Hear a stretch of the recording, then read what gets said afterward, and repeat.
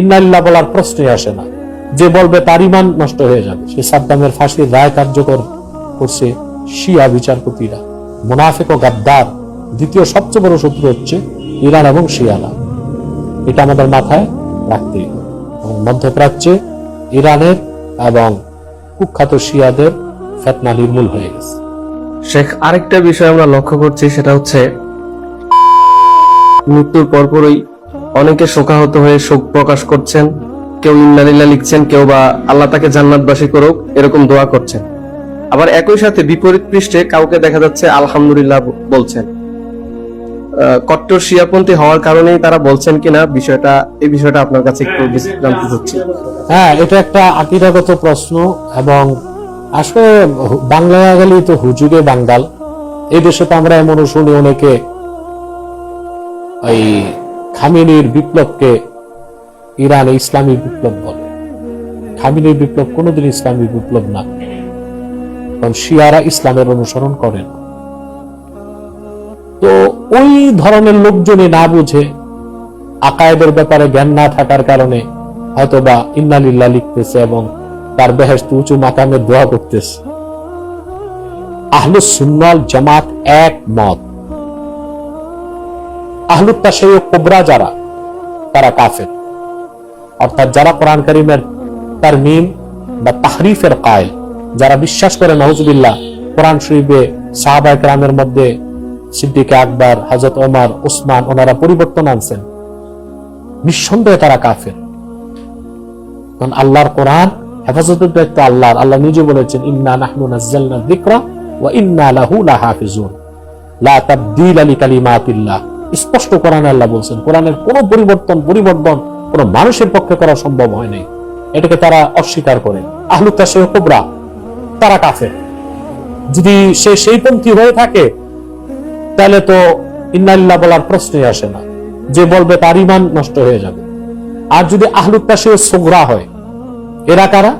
এরা হচ্ছে যে তাদের আকীদায় সাহাবায়ে কেরামকে তারা গালিগালাজ করে না, বা কোরআন কারীমের কোন আয়াতে তাদের শক নাই, তারমিম বা তাহরিফের কায়েল না। শুধুমাত্র হযরত আবু বকর, হযরত ওমর, হযরত ওসমানের উপর হযরত আলীর ফজিলত প্রমাণ করতে চায়, ফাওকিয়ত। তাদেরকে আমরা বেদাতি বলি, আহলুত তাশাইয়ুক সুগরা। সে যদি সেই পন্থীও হয়ে থাকে তবু ইন্না লিল্লাহ বলার কোনো সুযোগ।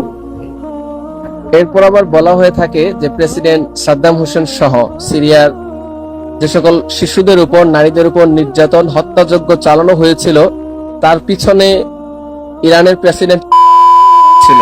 যার কারণে আমরা দেখতে পেয়েছি প্রেসিডেন্ট মৃত্যুর সংবাদ ছড়িয়ে যাওয়ার সঙ্গে সঙ্গে সিরিয়ার বেশ কিছু অঞ্চলে রাস্তায় মিষ্টি বিতরণ করা হয়েছে।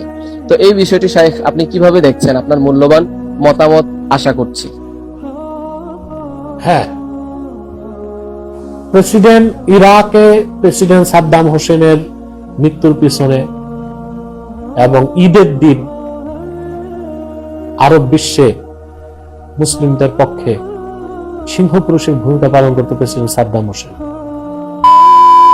কার্যকর করছে শিয়া বিচারপতিরা।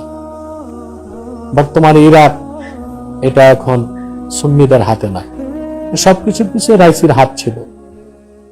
এবং সে যখন এই কাজগুলো করছে, তখন সে বিচারপতি ছিল তেহরানে।